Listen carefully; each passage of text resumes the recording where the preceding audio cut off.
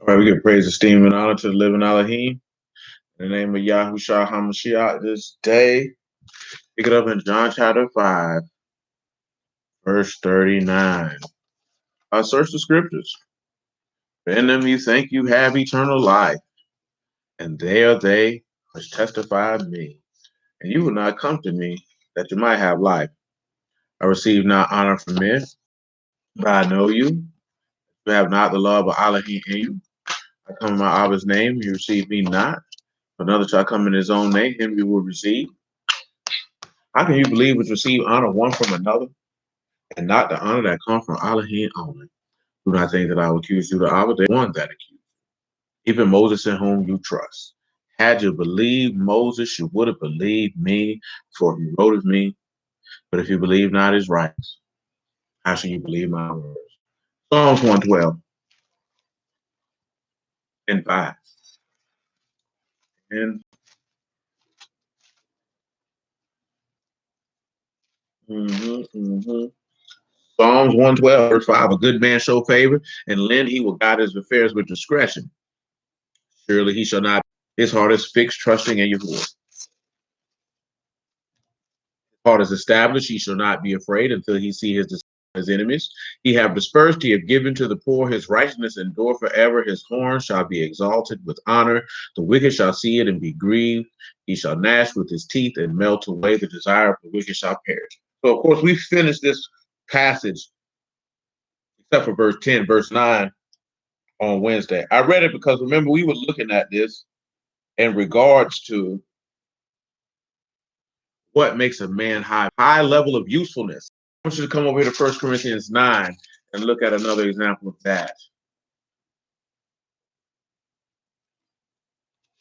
1 Corinthians chapter 9 for another example of that. 1 Corinthians 9, you can pick it up at verse 16. This is something I was talking about earlier today, right? You look at some, you got some people who teach the word that they cannot meld and mold themselves to fit the audience of people of whom they are speaking to. You have a lot of brews that they could speak to dudes in the street, but they couldn't converse with other people. You have a lot of brews, a regular dude, a young man who's in the hood in some apartment complexes named Shalom. You know, regular cats or street dudes for that matter, or the youth. You know what I'm saying? A lot of dudes be wondering why camps can reach the youth because the things that those camps say resonate with those young men.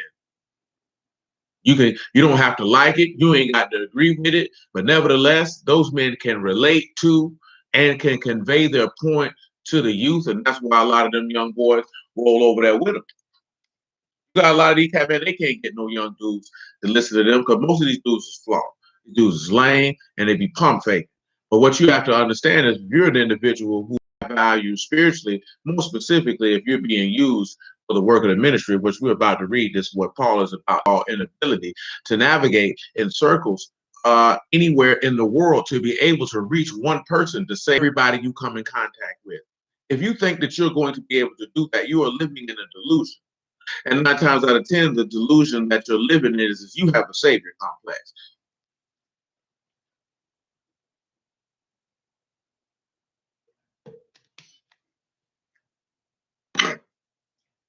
You have a savior complex. You feel like you've done some great thing by saving all these people. But I can tell you, I've told you before, if you go with that word and you go to 100 people, you probably save 5. Just being dead honest. You're not saving 20. You're not saving 20, 25, 30%. It's not going to be that high of a number. You're probably going to save about 1%. And that's being, because you have to remember, out of all those people who were out there at Pentecost, which does not number, but this was an appointed time, a high feast day, a high Sabbath, where all the men in Yasharal were commanded to be present. That's not counting any women.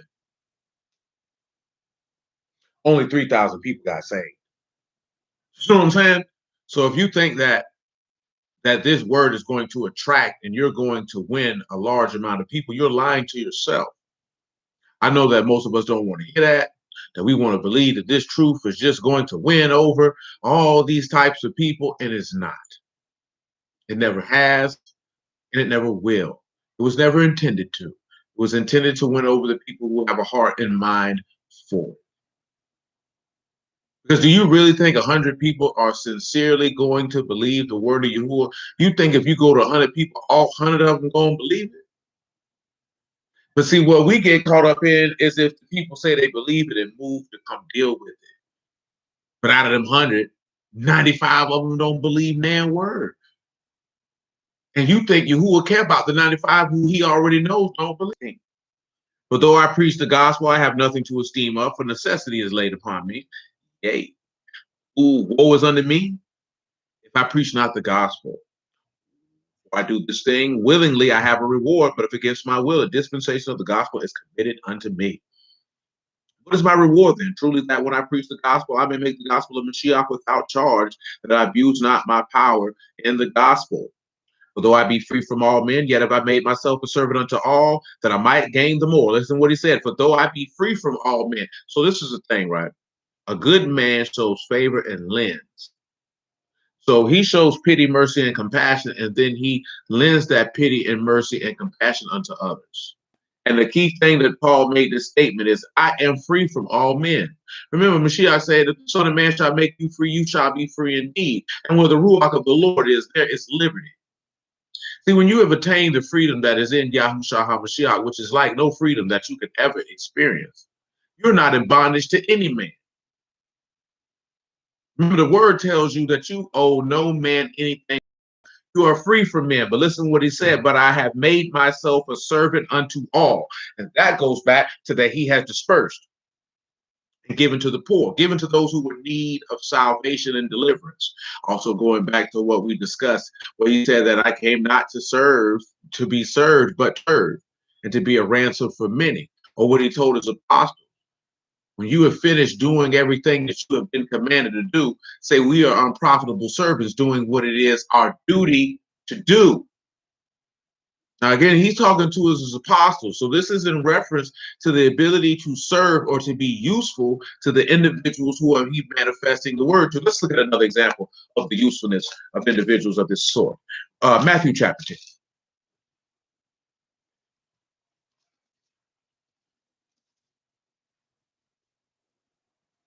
Matthew chapter 10 and verse 5. You could come right back to 1 Corinthians chapter 9. And again, it's all about usefulness. Oh, I got this in my pocket. We had found this here. I had found this when I was doing trash out this afternoon. It was funny to me because all these baseball cards here, I had every one of these cards in my youth. And when I say every one, I literally mean every one. These cards are from 1991. I remembered and recalled every single solitary player. Cards. That was ill to me. And when I said I had every one of these, that is exactly what I mean. Except for this one. Except for this one, for this old boy here from Jacksonville, Florida, Larry Wayne Jones. I didn't have this card. This is a minor league card. I didn't have that. That was it. Nevertheless, Matthew 10 and 5. These 12 Yahushua sent forth and commanded them, saying, go not into the way of the Gentiles, and into any city of the Samaritans enter you not, but go rather to the lost sheep of the house of Yasharal. And as you go preach, saying, the kingdom of Shamahim is at hand. Heal the sick, cleanse the lepers, raise the dead, cast out devils. Freely you have received, freely give. Pause. This is where we stop at. Now, we had read the other week about when Elijah was with the widow woman of Tyre and Zidon. And Yahuwah had instructed him that this woman would sustain him. And he instantly showed his value to this woman when she said, we didn't have any food. He said, just make me some and we'll deal with the rest. And they had more than enough food to sustain them from the time that he arrived. On top of that, when her son died, He was able to resurrect her from the dead. Resurrect him from the dead. As you can see, that statement of raise the dead. When we talked about uh, offered a place for Elisha to sit and to rest, and he immediately showed his value by what is it that we can do for her, because she showed her usefulness to him. So he automatically said, "What can I do to be useful to her?" See, one of the biggest problems that we have in this particular day and time with most people is they do not understand or recognize when someone has usefulness to them and they have made themselves available to be used, because most people have no use or don't desire to be used because they are selfish. See, this is one thing that you can never call yourself of any type of value, and you're selfish. So again, definition strictly is about usefulness. And how useful something is what determines how expensive it is, or how valuable or how rare it is. That's why individuals, at least in the natural sense, all of a sudden want to talk about a man being high value, because it is rare. When you put all the components together, it is rare. Not a whole lot of men walking around that fit that. Same token that when you take on the natural side, what is a high value woman? She is rare. There's not a lot of them. You already know, according to the text, a Kyle woman, a virtuous woman, a strong woman. The text says she's more valuable than rubies. Who can find her? She is rare. When you're dealing with a high value spiritual man, godly man, he is rare, because it's not very many people on the earth that put together those components and manifest them in their conduct. You're not going to turn around, and that's when you look at it as for to say monetary value of something that is very valuable, something that is very, very valuable or of high price. If you want to say high value, not many people can purchase it. Not many people have the monetary means and disposable income to purchase it. So you have a lot of niggas, they buy designer, but you niggas broke though. You know what I'm saying? You spend money on things that you don't really have to fit in with other broke people. How do we know this? Because these people they run print ads, but they don't run traditional marketing in a whole bunch of areas to reach people, because they have a specific clientele. Because their specific clientele makes a specific type of money in order that is required. In the video, he was like, man, just because George costs $8, they sell them for this, that, there, and the third. Well, they do sell them for $200, and on the resale market, they sell them for even higher. But you know why it sells for that case? Because that's what the market demands. Because I'm here to tell you, if nobody would pay $200 for a pair of Jordans, if you're able to get them from the retailer themselves, then they wouldn't cost $200. So that means the consumer or the market at large has determined that they are worth that price, because that's what they're willing to pay for it. You know what I'm saying? Now, I can't say that with that regard, but when you deal with more expensive type things, you're usually dealing with things that are of high quality ingredients. And see, that's one of the things that most people don't realize. Most people don't want to pay for things. They feel like because something is expensive that it automatically means that it's made of normal, average, or cheap components. And that's to a person you can tell has never purchased anything of any value or worth in their life. Because the more you pay for something, 99.9% of the time, it's going to be made of. Most of us are not familiar with that. So when you begin to take somebody who's a virtuous woman or a righteous man and begin to talk about their value, they are made up again. Pause. 1 John chapter 4. 1 John chapter 4 and verse 4. I just let the Apostle John state what I'm looking to say, because you know what? The word will say it better. So 1 John 4 and 4. 1 John 4 and 4. You are Elohim, little children, and you have overcome them, because greater is he that is in you than he that is in the world. Now, see, when you take let me read that part to you again. Greater is he that is in you than he that is in the world. They are of the world, therefore speak they of the world, and the world hear them.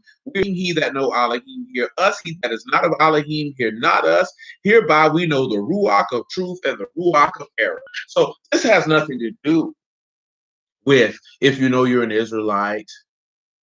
Oh, my doctrine is better than yours. It's can you hear the voice of Elohim? Because if you can hear the voice, because he is not dwelling in you because you know you're an Israelite and you follow certain commandments, does not mean that he's dwelling in you. So when he that is dwell, and again, that in itself, in juxtaposition to the world population, the individuals who Elohim dwells in, who Yahushua dwells in, is going to be scant in comparison to everybody walking the earth, which would make you rare. It's going to make you rare. And when you are rare, that means you are of greater value, of greater price. That's why he say the death of his saints is prized in his eyesight, because you're valuable to him because you're not normal. It's not a whole bunch of people walking around doing what you're doing. See, that's a little different. Come over here to Psalms, I believe. I gotta remember what psalm it is.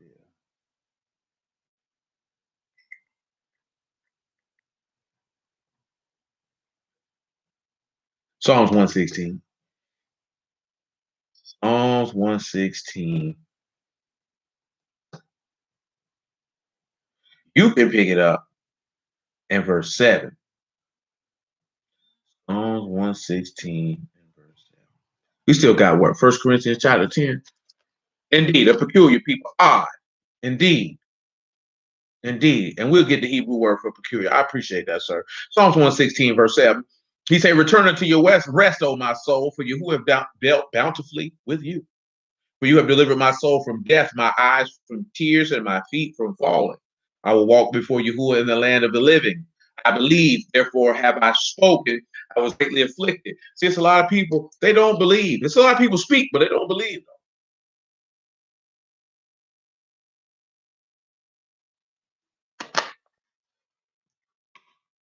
I said in my haste, all men are liars. What shall I render unto Yahuwah for all his benefits towards me? If you remember, this is Romans 3. I said in my haste, all men are liars. Remember that goes through Romans 3. Paul talking about if he a liar. Remember all that. And number 23 and 19. What shall I render unto Yahuwah for all his benefit towards me?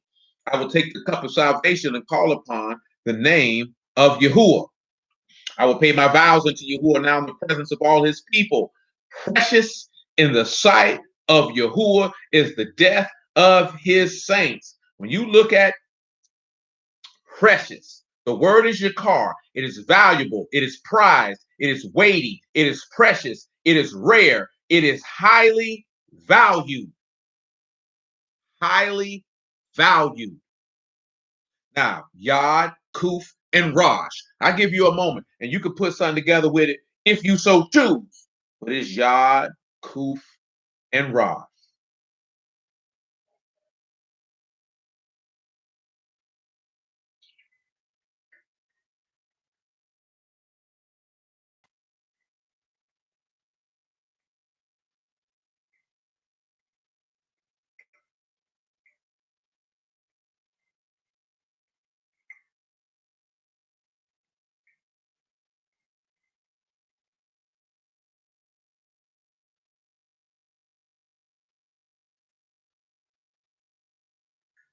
I'm looking at something. I don't want to see what I want to do with it.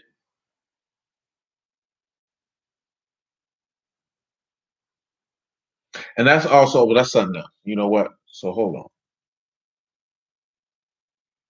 We're going in numerous different directions with this, if you would, if you will. Might as well. So if you got Yod, Kuf, and Rosh, right? You can just sit back and look at the last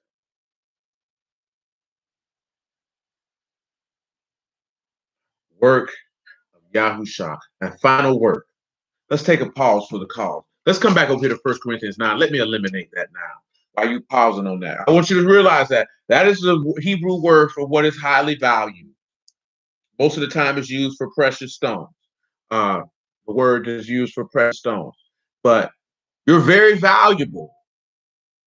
The death of his saints is very valuable in the eyesight of Yahuwah because you are highly valued to him.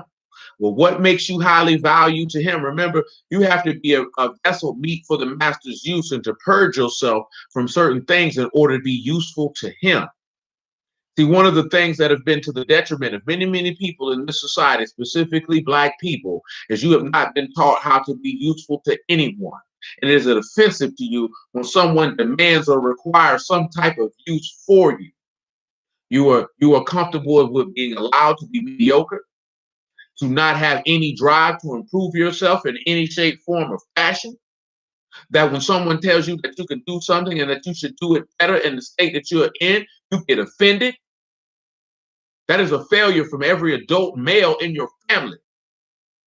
You know what I'm talking about? And it just is what it is. That's why I asked you women a few weeks back, did your daddy ever demand anything from you? Did the young men, did you ever see anybody demand anything of your mother? Because if you didn't, you ain't gonna turn around and ask nothing of your old lady. And you'll be comfortable with allowing her to be lazy. Do you know what I'm saying? As a woman, you should never, we already read that in Proverbs 31, you should never be comfortable with being lazy. You should always seek to be actually comfortable with your hair not being.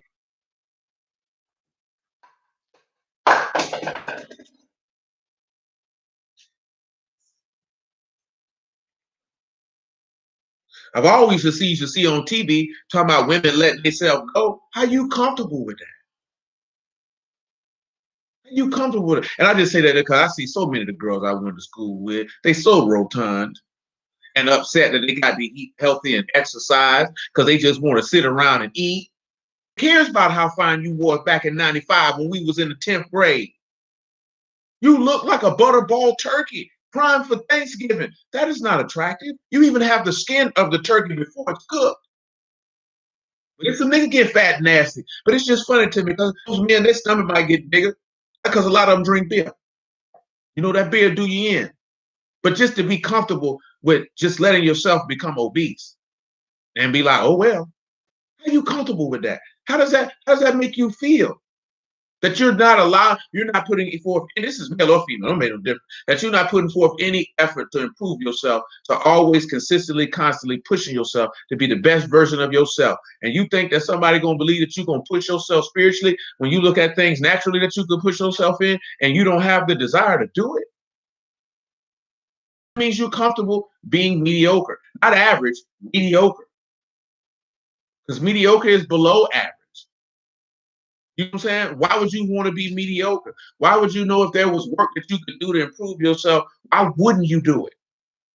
Why wouldn't you do it? What's your reason? Because you're lazy and sorry. That's why a lot of niggas broke.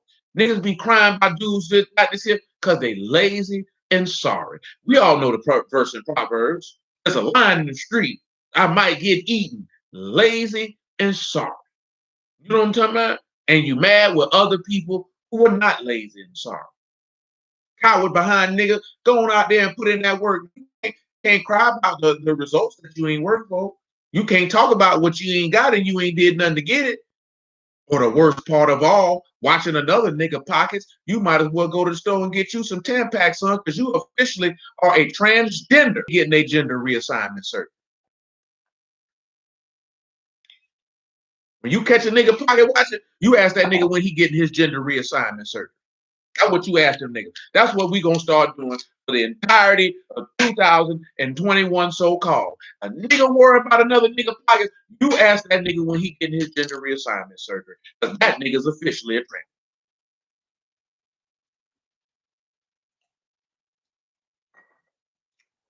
First Corinthians chapter 9, man. What I was at. Verse 19.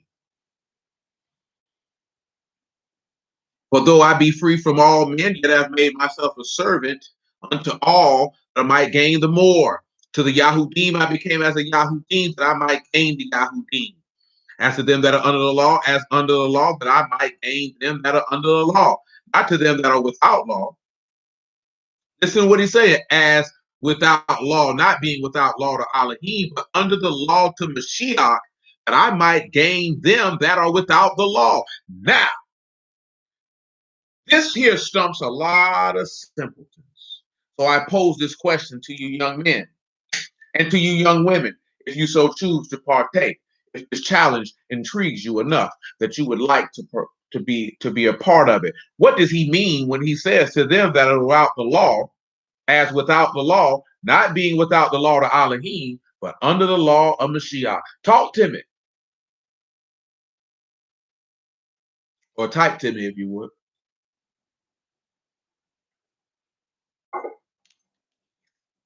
What do y'all think that means? Don't be worried about, is he going to be wrong or right? See, I don't like that type of junk.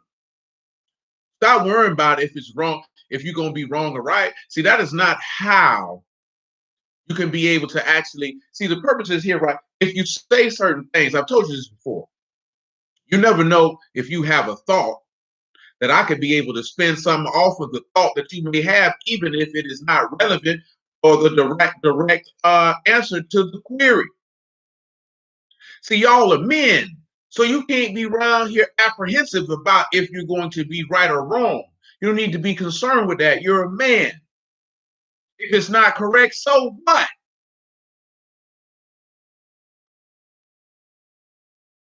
I'm in here with you. What y'all thinking about this here? I'll show you like this here. This man right here, that was that dude his time. One of my favorite, you know, I used to like the A's a lot. That nigga Ricky Henderson. Ricky Henderson was that dude in his time. All-time leading stealer of bases. One of the greatest baseball players I ever saw. Along with this gentleman right here. And I believe he's passed away. Old Tony Gwynn. If I'm not mistaken, I believe he has passed away. Phenomenal hitter of the baseball, to say the least. Very, very great ball player, to say the least. And make sure I definitely, and like I said, I'm just killing time, give somebody else a chance to answer beside theirs. Let me see if he passed away, but I want to say that he did pass a good few years ago at that.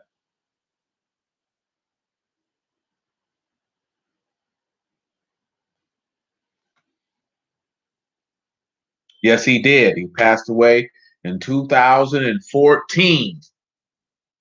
2014. Won 8 batting titles. You know, that was a time where there was a lot of black men that played professional baseball at that time. Not a lot of so-called automatic black men, meaning not Afro Latinos that that play baseball. What it was, he had a non-cancerous growth of his parotid gland. Isn't that weird to have cancer in your salivary glands? Who would have ever thought a nigga would have got cancer in the gland that produced spit?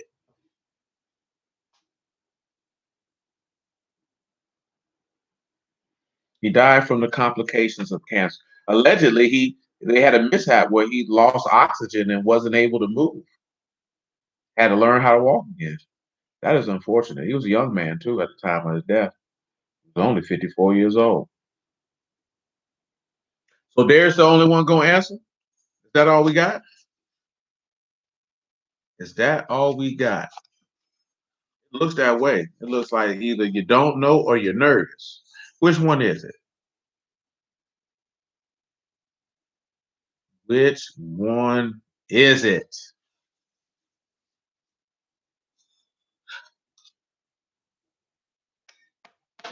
Right. Well, both of you young men are on point of what you stated, because that's what he said, not being without the law to Elohim. And let's take a look at some of those things in the text in that regard. Just Matthew 23, just from the Lord's mouth. We have to go bouncing all around. Oh, the question was over here in 1 Corinthians chapter 9. Paul makes this statement that he is unto the Yahudim, I became as a Yahudim that I might gain a Yahudim. To them that are under the law, as under the law, that I might gain them that are under the law. to them that are without law, as without law, being not without law to Elohim, but without the law to Mashiach. So the question was, what does he mean? So we know that when he say with law, they're not without the instruction of Torah. We already know this. Matthew 23 will solidify that. These men had that, and that was never removed. Matthew chapter 23 and verse 1. Then spake Yahushua to the multitude and to his disciples, saying, the scribes and Pharisees sit in Moses' seat. All therefore whatsoever they bid you to observe, that observe and do, but do not after their works, for they say and do not. So he's telling you, oh, the law's still there. You're not without that, but they were without the Son of Allah. How do we know this? Well, we always start at John 5:39. What did he say? You will not come to me that you might have life. He said, but I know you, that you don't have the love of Elohim in you. It's not present. You understand? So when he's saying without the law of Mashiach, what is that again? Deuteronomy 17. Is it Deuteronomy 17 or is it 19? It might be 17. It is 17. I don't think I'm tripping. It is. I feel like I'm in the wrong spot. 18, actually. My apologies. 18 and 15.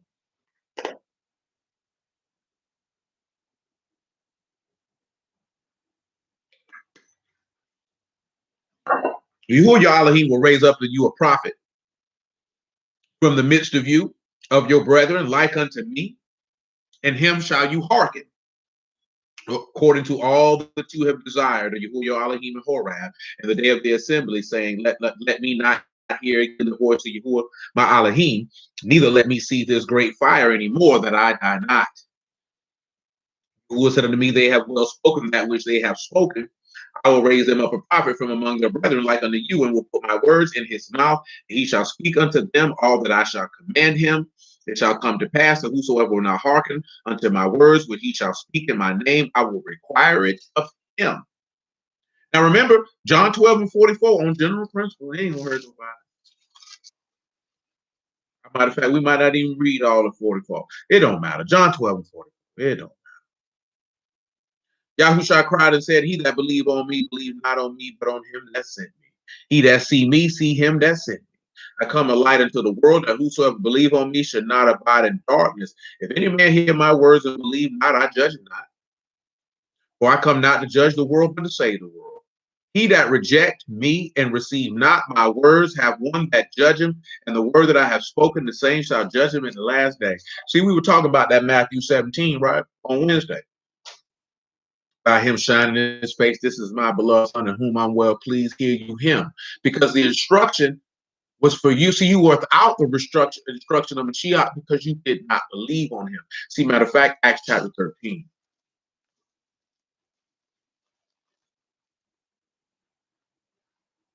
Acts chapter 13.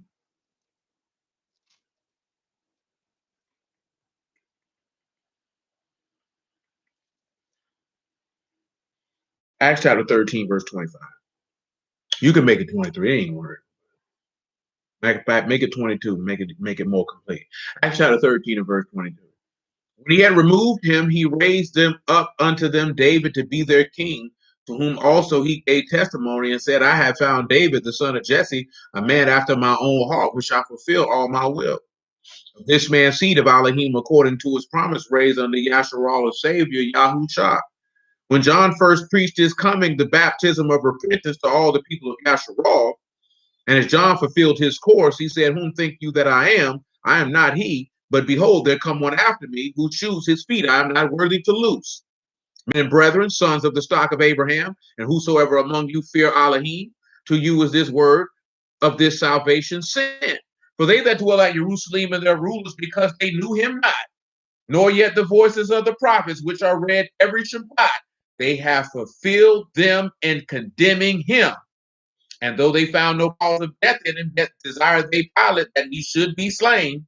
And when fulfilled all that was written of him, they took him down from the tree and laid him in the sepulchre. But Elohim raised him from the dead. Why? Because precious in the sight of Yahuwah is the death of his saints. They are precious, they are rare, and they are highly valued. So when you look at an individual who is without the law of Mashiach, it's because you have rejected the witness and testimony of the Father of his Son. Matter of fact, on general principle, John chapter 5, on general principle. Like I told y'all Wednesday, and I tell you all the time, all the other stuff, and again, this is the final work or the final worship of Yahushua, because we got to get John 17 on that as well.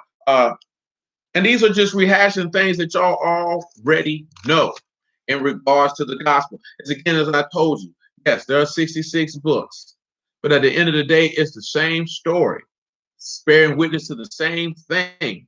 You're not going to get something brand spanking new all the time. You're going to get a different perspective of what you already know if you've been dealing with the text for an extended period of time. Now, I know all of you who are here right now have not been dealing with it for an extended period of time. By the grace of Elohim, I'm working on 12 years. So we have diced and went through this word in a multitude of fashions according to the mercies of the living Elohim. And what I have been able to ascertain that I'm not going to get something different.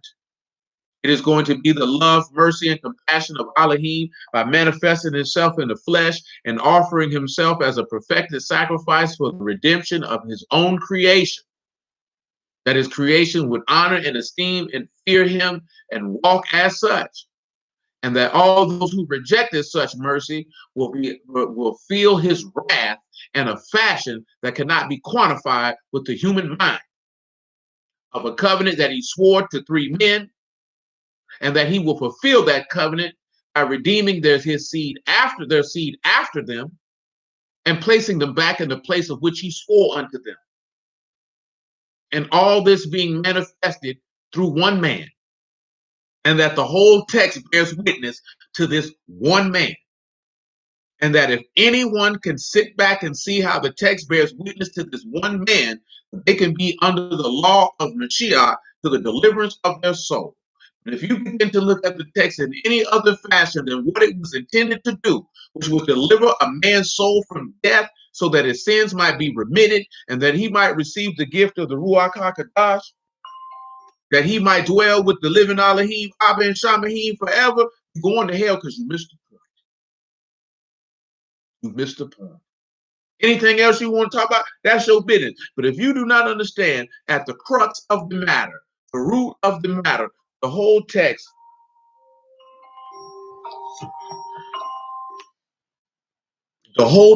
bears witness to one man and the work that that one man came to do in fulfilling the promises of Elohim and in being able to purge and reconcile man to Elohim, that the wrath of Elohim might pass them over and that they may be able to dwell with him and to bask in serving, honor, and praising him forever. And that don't mean nothing to a lot of people.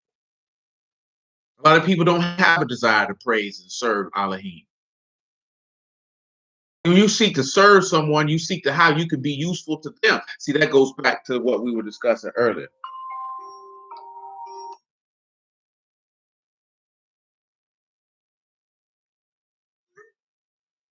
You can't be, if you don't have a desire to be useful to anyone in the flesh, then you don't have a desire to be useful to Elohim because you're selfish. See, when you have a desire to be useful and you're selfish and you think things are about you and your life and what you want to do and how can people benefit you and what you can get out of things, you're going to hell. And you're not going to hell because you have that desire, because to a certain extent, ain't nothing wrong with that. You're going to go to hell because you will not have the ability to humble yourself to see how you can be beneficial to someone else. Because when you can see how you can be beneficial to someone else, for the most part, people will seek how they can be beneficial to you. Yes, it is. It definitely can be. Definitely can be. That's where that comes in at. You don't want to be useful. You don't want to be useful. You don't have a desire. You want to get the value from other people, but you don't want to give any value back. That's trash. You're useless. When I say trash, I'm talking about useless. You're Belial. You're a son or daughter of Belial. You're useless. That's a harsh thing. If you can't be useful to anyone in the flesh, how are you going to be useful to your Father in heaven? Ask yourself that question. That's why I asked you ladies that. That's why I asked you young men that. You have to really look at that. Are you really useful to people? Do you even have a desire to acquire skills and abilities to be useful to people, not that you're seeking to get anything from them? See, that's why he tell you lend and hope to not receive again, because when you seek to be useful, you're automatically going to get people extending value back to you, because they're going to want you around them because you're useful. So because you're useful, they're going to want to be useful to you. So it's a mutual exchange. See, when you're useful to Elohim, he becomes useful to you because he extends unto you his ruach. He extends unto you the benefits of his covenant.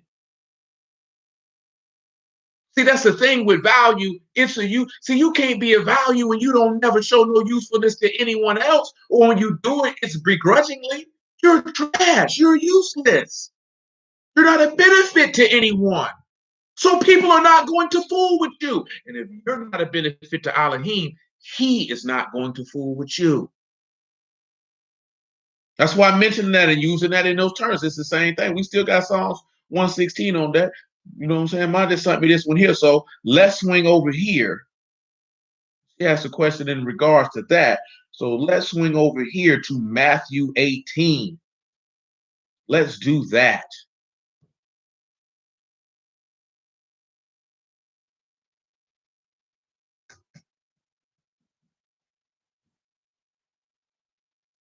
No, I don't want Matthew 18. I want Matthew 25. Matthew 25 and 14. I want you to think about this here, because this is another example of someone who was of value and someone who was not. After we get Matthew 25, we will go to 2 Timothy chapter 2. And we'll pick it up at about verse 15. This is something, again, that I want you to consider, because in order for you to look at it on the natural, on the spiritual side, you're going to have to look at it on the natural side. Now, I'm not saying that everybody is going to have the same level of usefulness in the same areas. That really, the point of the matter is if you don't have a desire to be useful and serve, then I know you're not going to have a desire to serve and be useful to your God, because you don't even have a desire to do it to those who are made in his image. You know what I'm saying? That don't even make sense. And then as a woman, if you're supposed to look at just your husband as unto the Lord, and you don't have a desire to serve and be useful to him, then you lying to me if you got a desire to be useful to serve your Father in heaven when he told you to look at your husband as if he was him. You lying to yourself. And see, this is the reason why I use those natural examples of a man interacting with a woman, or a child interacting with their parent, because you can visualize it and you can see it, because most of you are parents, all of you are children, and most of you are married. You know what I'm talking about? So when you can sit back and you can begin to identify and look at yourself and say, oh, no, I'm not serving my God properly because I'm not serving my husband properly.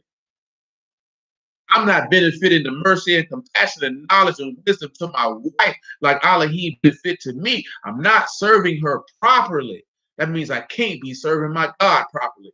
That is the point. If you get caught in your feelings, thinking it's about you, you have a problem. You have a problem. And it's a problem that I cannot fix. You're going to have to fix that. Because what we're discussing, it ain't that serious. It ain't that difficult. It's just a way of heaven. Be a servant and be useful. It's not that hard. It's not that difficult, because that means you care to benefit others. That means you're selfless. That means you're humble. And he shows grace unto the humble and he resists the proud.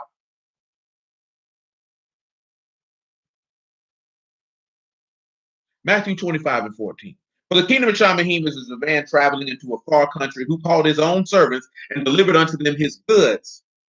And he gave unto one he gave 5 talents, to another 2, and to another 1, and every man according to his several ability. So he gave them according to the ability and skill that they possessed. See, hold on one second. Let's look at ability in the Greek. Let's see what it say. Let's not leave it up to chance. You know what I'm talking about? To thought. Let's just see what it says, and then there will be no doubt. When we look at several, we have idios. It is pertaining to oneself, one's own, belonging to oneself. When we look at ability, we have diamis. That is the strength, virtue of its nature. The excellence of the soul, or moral power. Power, resource arising from numbers. But more importantly, it's a person's strength or ability. So this is according to the ability that one possesses. Now, why is that important? Because you need to make sure that if you dispense something to anyone in any fashion of life, I don't care if it's business, I don't care if it's the ministry, I don't care if it's your wife, you have to give that according to the ability that they have. I've told you this before, don't never put somebody in a position to fail. Because if you put them in a position to fail, it will ruin their confidence and dampen the morale of the organization, where they will be less enthusiastic to accomplish what you're asking them to accomplish. Don't mistake that for a lazy nigga who don't want to do it. I mean, giving somebody a task that you know is above their ability to perform. Even in business, you got a business, you got a company, you don't give somebody a job and you know a job to do and a task to do, and you know they don't have the skill to perform it. And I ain't talking about a nigga who acting like they ain't got the skill to perform it. I mean, you know, you have assessed your employees, you have assessed your team, you know their strengths, their weaknesses, and you don't send them out there to fail. Or you don't send them out there without the proper tools to be able to execute it. That's bad leadership. That's something you just don't do. See, who is not going to send you out to do something if it's above your ability to perform it. And you don't see him doing that anywhere in the text of sending someone to do something that they don't have the capability to perform. Because I'm telling you that there's confidence and self-esteem in an individual when you have something to do something and they're not able to accomplish it. Not able to accomplish it because they did not put forth the effort, but not able to accomplish it because it was above their pay grade as far as ability is concerned. Let's continue. Matthew chapter 25. So he gave them according to their several ability, and he said he straightway took his journey. This is Matthew 25 and 16. Then he that had received the 5 talents went and traded with the same and made them 5 other talents. So the first thing that this man sat and did is, how my master has given this to me because I need to be useful to him and serve him, and he automatically doubled it up. Then likewise, he that had received the 2, he gained also of the 2. But he that received the 1 went and digged it in the earth and hid his Lord's money. Lazy bastard. You're useless. After a long time, the Lord of those servants come and reckon with them. And so he that received the 5 talents came and brought other 5 talents, saying, Lord, you delivered unto me 5 talents. Behold, I've gained besides them 5 talents more. His Lord said unto him, well done, you good and faithful servant. You have been faithful over a few things. I will make you ruler over many things. Enter into the joy of your Lord. He also that had received the 2 talents came and said, Lord, you delivered me unto me 2 talents. Behold, I've gained 2 other talents besides them. He said, and his Lord said unto him, well done, you good and faithful servant. You have been faithful over a few things. I will make you ruler over many things. Enter you into the joy of the Lord. And of your Lord. And he which had received the 1 talent came and said, Lord, I know that you are a hard man, reaping where you have not sown and gathering what you have not strawed. And I was afraid and went and hid your talent in the earth. There have you that is yours. His Lord answered and said unto him, you wicked and slothful servant. You know I reap where I sowed not and gather where I have not strawed. You ought therefore to put my money to the exchangers, and then at my coming I should receive my own at usury. Take therefore the talent from him and give it unto him which have 10 talents. For unto everyone that hath shall be given,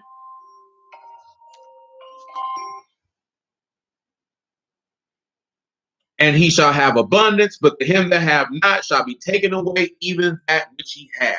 To put this in short and compact terms, If you have that word in you, whether you're preaching the word or not, that is irrelevant. You understand? And you don't do nothing with it, he's going to take that from you and slaughter you because you were useless. You weren't faithful over what he gave you. See, you can look at that in a natural sense. You can look, hold on, let me read the rest of it. He said, and cast you, the unprofitable servant, into outer darkness. There shall be weeping and gnashing of teeth.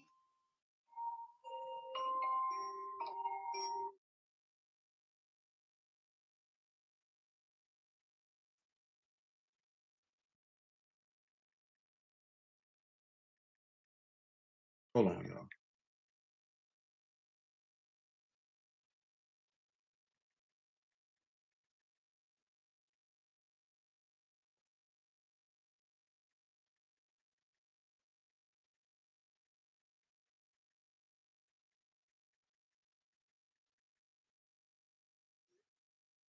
You know what I'm saying? Think about that. He said, you unprofitable. It means there's no gain. I don't get any gain from you. It means you're useless. You have no value to me. There's nothing that I can use you for. There's nothing that I can benefit from you. How can you say you are a servant and you're unprofitable? And that's nobody's fault but yours. See, if you're a man and you're married to a woman and you're not doing what you're supposed to do as a man, you can't get upset with that woman if she look at you and say you unprofitable. And I ain't talking about just financially. I'm not even talking, you could be bringing in all the money in the world and be useless. Because again, on the natural side, being of high value is not just pertaining to your money. It just means you have a lot of money. It doesn't mean that you are valuable, that you are useful and beneficial. Yahushua commanded his apostles to be servants. He said, plain and simple, that the chiefest among you, let him be lesser. Let him be the individual that is useful because he is greater. He has more that he can give. There's more use for the one who's greater than the one who's not. That means you're more profitable and beneficial to the people around you. So as far as a woman, you can't get mad at that man if you're useless and unprofitable. That's your fault. That's not his fault. That's your fault. No different if this is his fault. If he ain't doing what he's supposed to do as a man, as far as instructing and leading and admonishing and directing the household, that's his fault. That's nobody else's fault. See, I can't speak for other organizations, and I won't talk down on them because I don't know what they got going on. But one thing I do know, over here, you are grown men. I don't care how old you are. Only thing I can do is give you the information and tools, and you're going to do with them what you will. But that's your house, and you're going to learn how to run it. It ain't my job to tell you what to do and when to do it and how to do it. If you ask for advice, then it will be given unto you. But nevertheless, y'all grown men. You got to find out how to get that done to be profitable to the people who are under your roof. Keyword, your roof. That means they're your responsibility, which means you're the cheapest person in the house, which means you need to be the servant under everybody in the house to be useful unto them. You need to figure out how to get that done, and you need to figure it out last month if you ain't doing what you're supposed to be doing. It's not that hard. You know why it's not that hard? Because it takes only one thing, and that is desire. If you don't have a desire to serve and be useful, then you will not be. You won't. You simply will not. If you don't have a desire to benefit your brother, to benefit your wife, to benefit your offspring, then you're not going to do it because you don't care. And the sad part is, it ain't even that hard. How hard is it to stay in shape, male or female?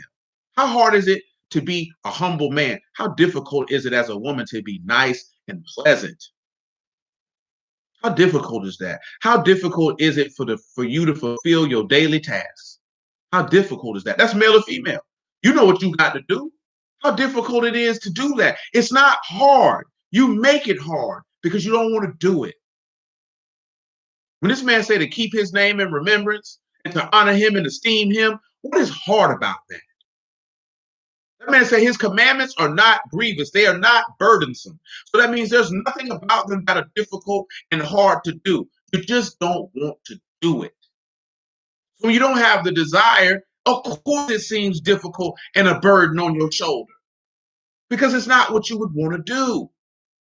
Let's go back over here to John chapter 5 and 12 witnesses. I mentioned that before. Let me attain that, if you would. 5 and 30.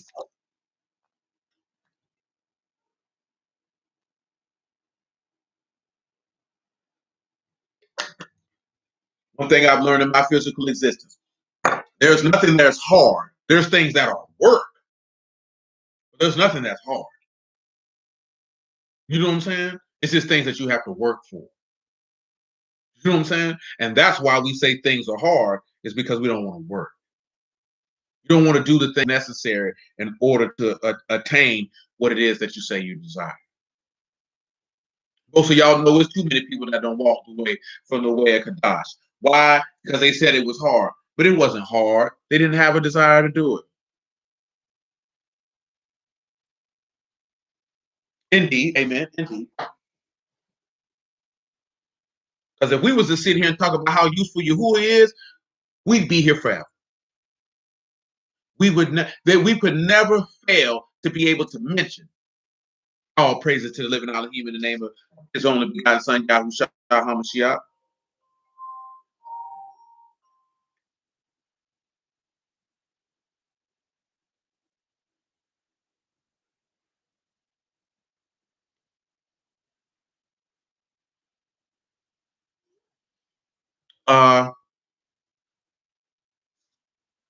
Yeah, we would never be able to stop talking about it because every time you thought it was over, it'd be something else.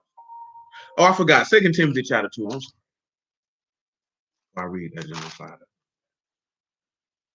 We just got Psalms 116 on deck, and I got to eventually swing us over here to Songs of Solomon so as to continue the conversation that we began about that vine. That vine that grew unto itself, that untrimmed vine. You know what I mean? But 2 Timothy chapter 2, I said verse 15. You can pick it up at verse 14. Now, again, this is to Timothy. So when we read this verse 15, know that this is not a statement to everyone. Everyone, remember, Yahushua told you that the workman is worthy of his hire. Everyone is not a workman. Everyone is not hired to do the job of a laborer in the vineyard of Elohim, and that is fine. You have to stop taking stuff and be like, I'm studying to show myself approved. You are not a workman, son. And that's okay. You don't study to show yourself approved. What are you showing yourself approved for? You seek out the book of Yahuwah and read. Blessed is everyone who read and do the prophecy that's written in this book. Nevertheless, 2 Timothy chapter 2, verse 14, of these things put them in remembrance, charging them before the Lord that they strive not about words to no profit, but to the subverting of the hearers. Look at the first thing he tells them. The first thing you should do, that if you're a servant of the Lord, even if you don't teach the word, you ain't got no business contending with nobody with useless words. Stop having conversations that do not benefit or are not useful to anyone sitting around listening. All that going back and forth about script and doctrine, you are a jackass, you are a fool, you are a simpleton, you are a person of low spiritual intelligence because you're not concerned with the fact that it is not useful to the people observing. That is for your ego and your pride. Stop it. It's not right. It's just not right. Stop doing it. And it's feminine.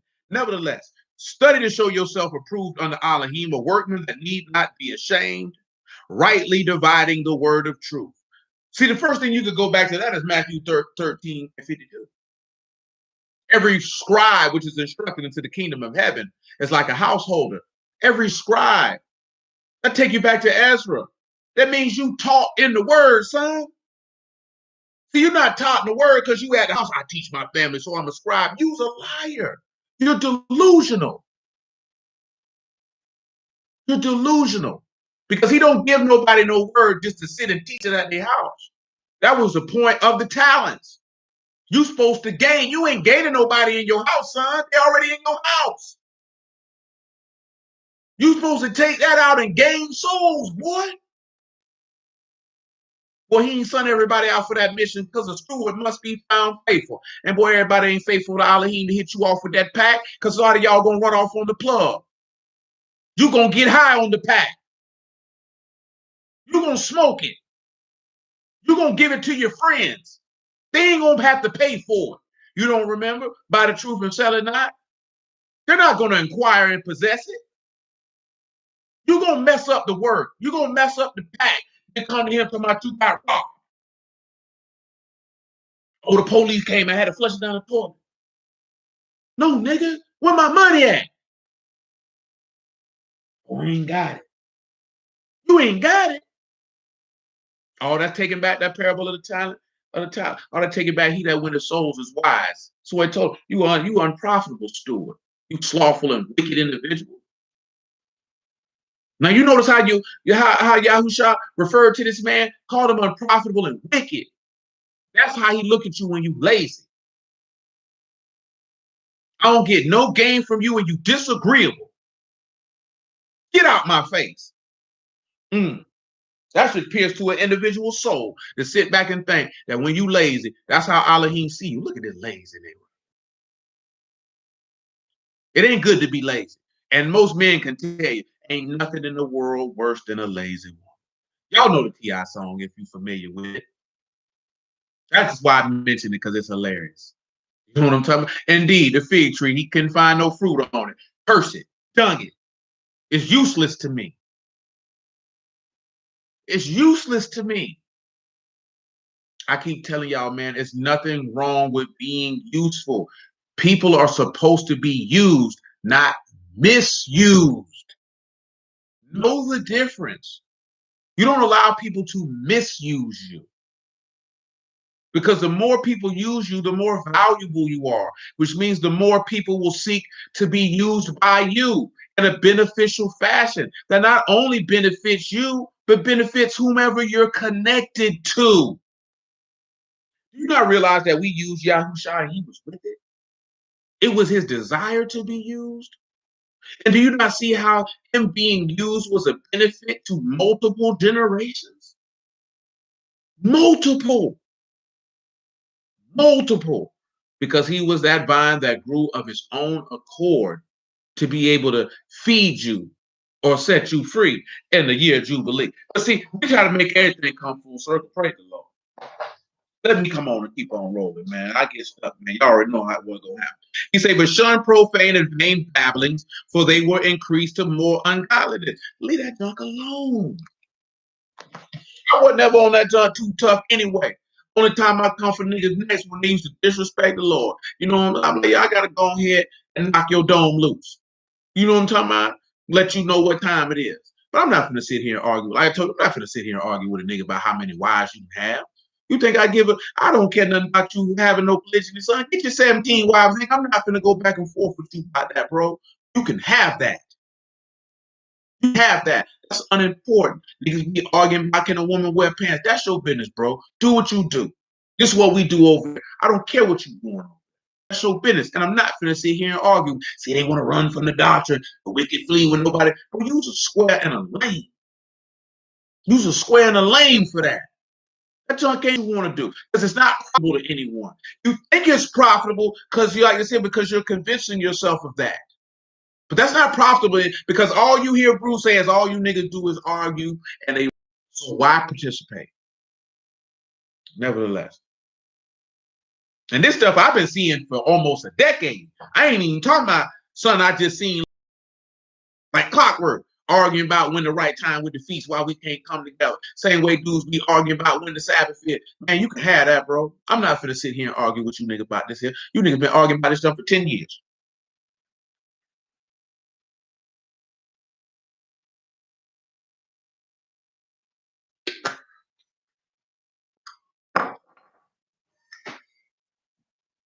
You got what you got, roll with it. I ain't finna argue with you about it. It makes no sense. All it does is discourage people who want their soul saved to see grown men arguing stuff.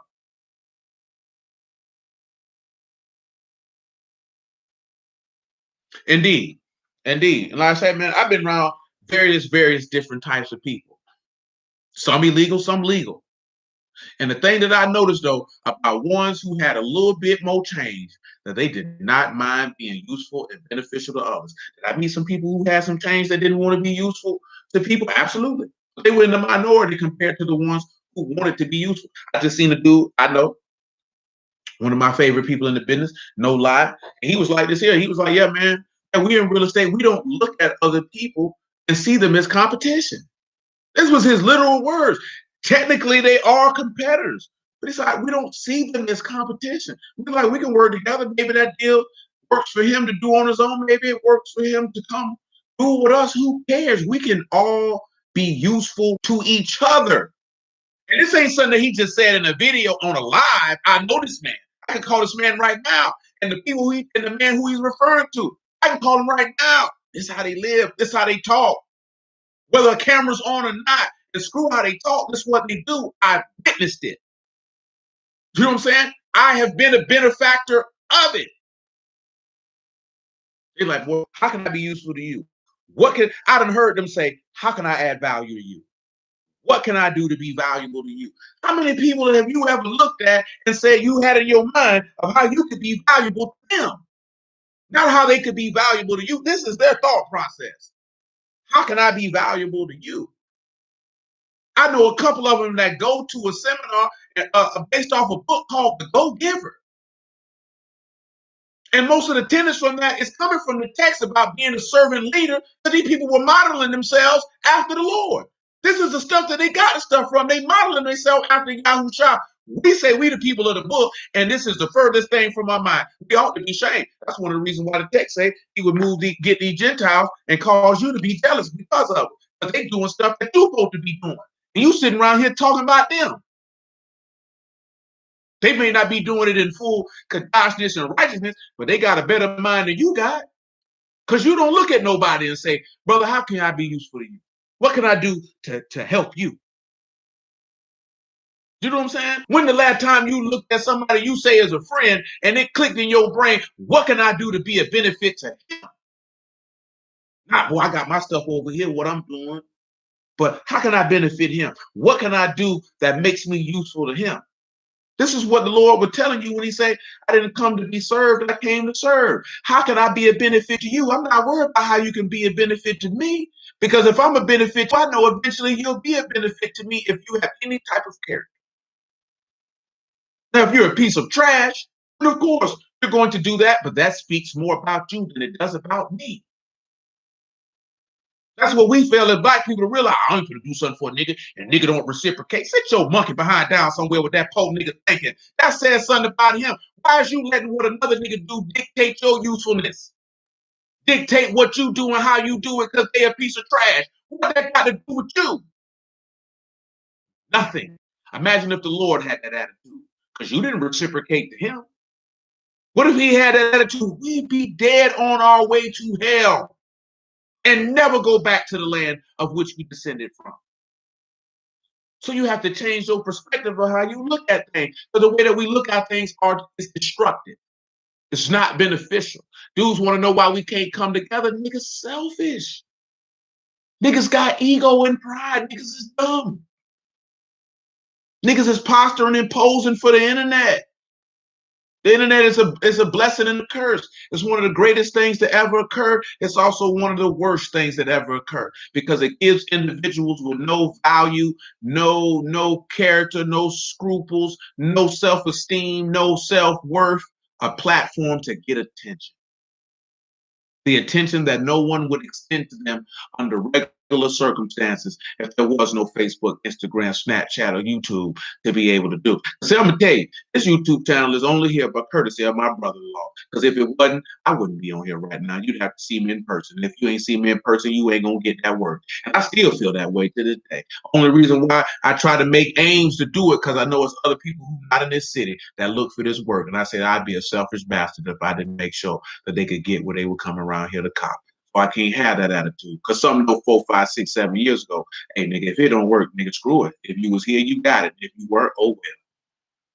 Because I don't gotta be on this camera. I really don't care. You know what I'm talking about? It means absolutely nothing to me.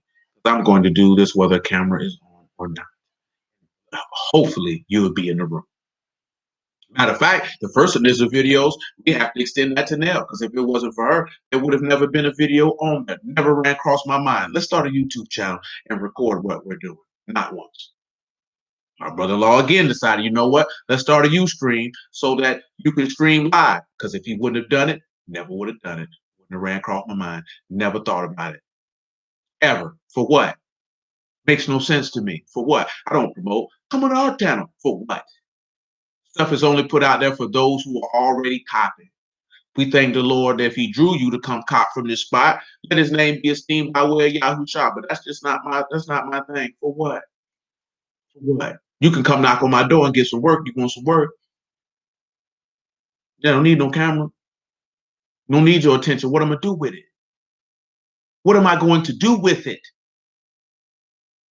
And you have to ask yourself that. Are you doing something for attention? And if you're doing it for attention, what are you going to do with the attention?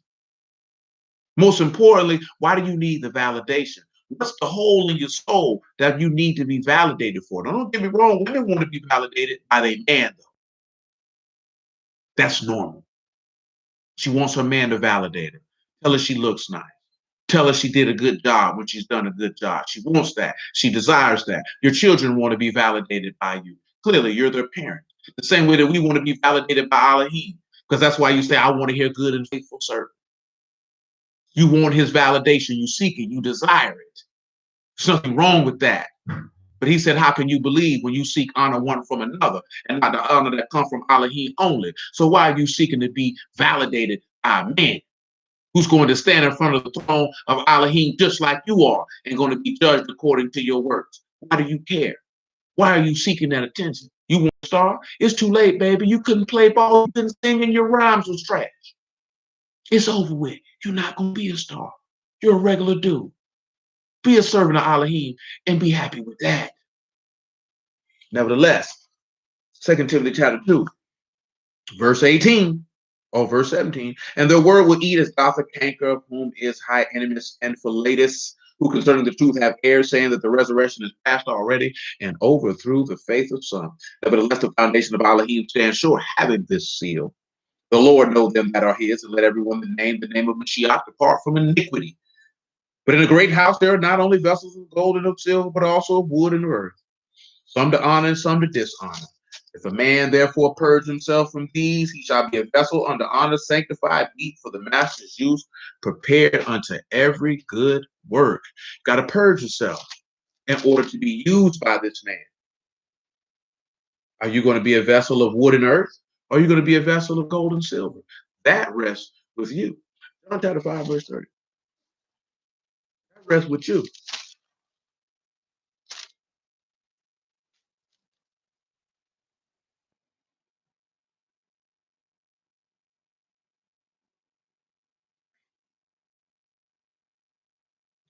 I can of my own self do nothing. As I hear, I judge, and my judgment is just, because I seek not my own will, but the will of the Abba that which hath sent me. If I bear witness of myself, my witness is not true. There's another that bear witness of me. I know that the witness which he witness of me is true. You sent unto John, and he bear witness unto the truth. I receive not testimony from man, but these things I say, that you might be saved. He was a burning and shining light, and you were willing for a season to rejoice in his light. But I have greater witness than that of John. For the works which Abba have given me to finish, the same works that I do bear witness of me, that Abba have sent me. Man already telling you. That go back to what we were looking at in Deuteronomy. The man done bear witness that this is the man who you ought to be under his law or under his instruction. What his instruction is to trust and believe in Elohim and cleave to his promises. Not that he has some new set of laws for you to live by, but for you to follow what you have been told from the beginning, which is here, O Yasharal, Yahuwah your Elohim is one. Love Yahuwah your Elohim with all your strength, all your might, and all your soul. John chapter 17. Stuff ain't hard, man. 17:1. Stuff ain't hard, man. And then we come back to Psalms 116, man. We'll look at a couple of witnesses for highly valued and go about our business.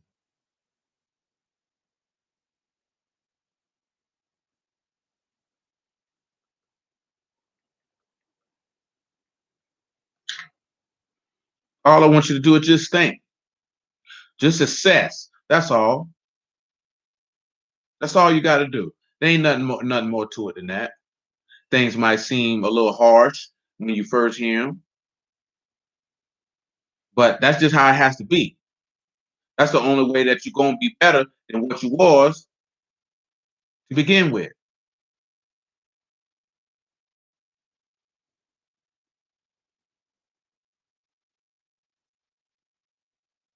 See, when you don't seek to be better, that's when you begin to have a problem.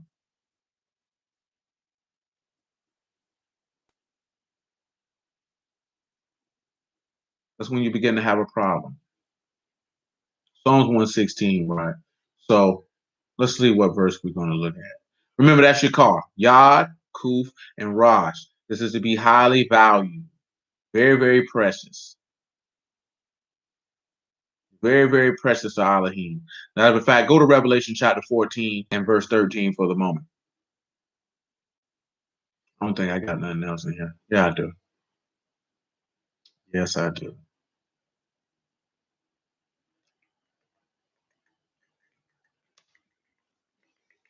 Revelation 14 and 13.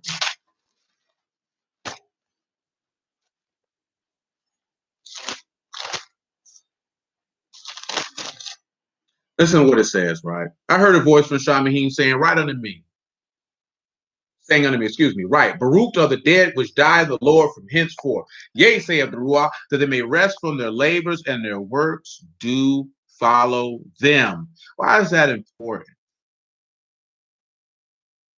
Come over here to Proverbs chapter 6 and verse 26, a verse that most of you ought to be familiar with. We've talked about it a time or two. Matter of fact, I feel like we did it not too long ago. 6 and 24. You know what? Make it 20 on general principle. Proverbs 6 and 20. I still got a little bit of time to weave. My son, keep your father's instructions. Forsake not the law of your mother. Bind them continually upon your heart and tie them about your neck. When you go, it shall lead you. When you sleep, it shall keep you. When you awake, it shall talk with you. Now, of course, for those of you who've been here for a little while,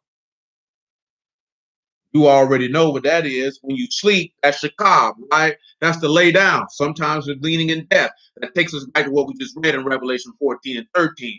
That if you keep this man's instructions and forsake not the law of your mother, and you bind them in continually on your heart and tie them on your neck, it's going to lead you when you sleep and guard and protect you. That's how you'll be able to resurrect from the dead, kind of like what we were talking about on Wednesday, that he laid his life down of himself, or those who love not their own lives even unto the death and were able to overcome the beast or the serpent by the blood of the lamb and the testimony of which they held. Because what you don't understand, I'm not going to say what you don't understand, because most of you understand. The words that he speaks unto us, they are ruach and they are life.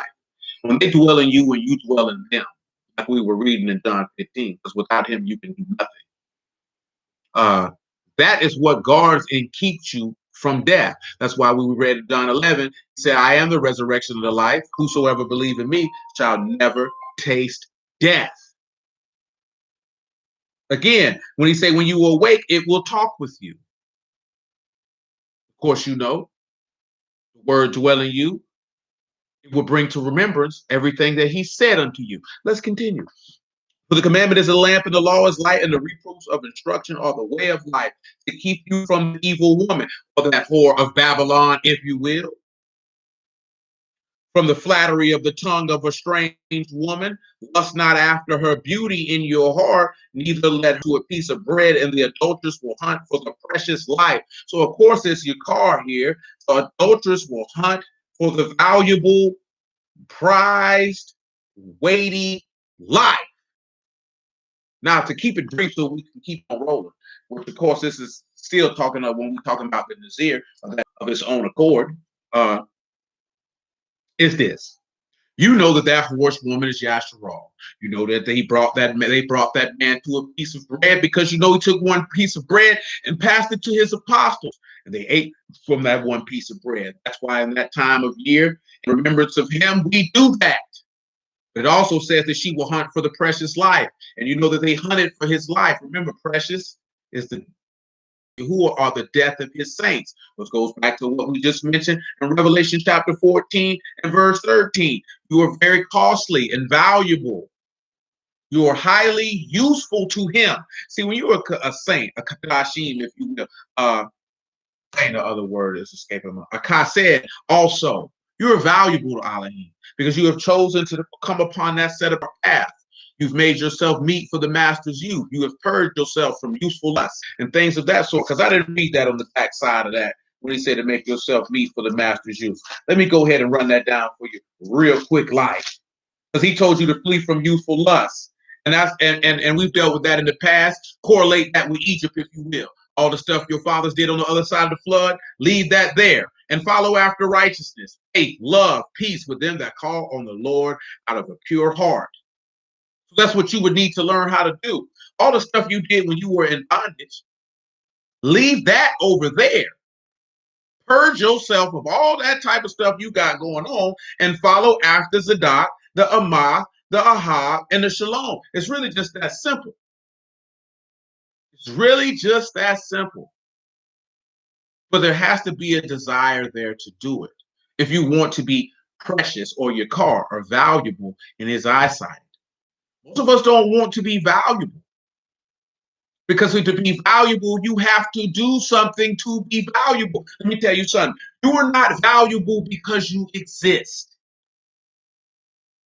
You're not valuable because you are breathing. You can be breathing and be a useless piece of trash, word or not. Let's just let that be known. Stop lying to people, telling them that they're valuable by reason of their existence. All you're doing is promoting mediocrity and slothfulness and entitlement. Because you told me I'm valuable because I exist. Now I feel like somebody owes me something and they must do the things for me that I want them to do, though I offer no benefit to anyone, not even myself. But see, that's a harsh one because, see, that's a feminine mindset. Why do I say feminine mindset? Because that's what your mamas them do. Tell you you're valuable and you're special. You're only valuable and special to your family. We're not valuable and special to you who are by reason of existence. Because you could have an evil existence. You know what I'm saying? We have to really start looking at that. You have to tell your children that. Don't tell them they special and they ain't did nothing. Because they're going to grow up to be entitled adults. You won't see the after effect of what you think was boosting their confidence until they're grown. And you be like, oh, this nigga is an idiot. And that's going to be your fault. If you want to boost their confidence, then you reward them or honor them when they do things worthy of boosting their confidence for. Or you give them tasks to accomplish so they can have that sense of accomplishment and their confidence grows from that. Confidence just doesn't grow from you telling somebody that they're special or that they're valuable. They have to be doing something special and valuable. They have to be putting in the work. They just can't be there. Because you're going to have a hellion on your hands and you're going to be disgusted and you're not going to understand why does this nigga act like this? Because you've been telling them that they're special and this, that, and the third. Then when they get older and you want to start putting them to work and hold them accountable for their deeds, they're confused. They're confused. As the brother said, don't be a panda bear. Don't pander to the churn. Be honest with them, churn, and put them in a position that their confidence is not artificially inflated, but that it's a manifestation of actual tangible work.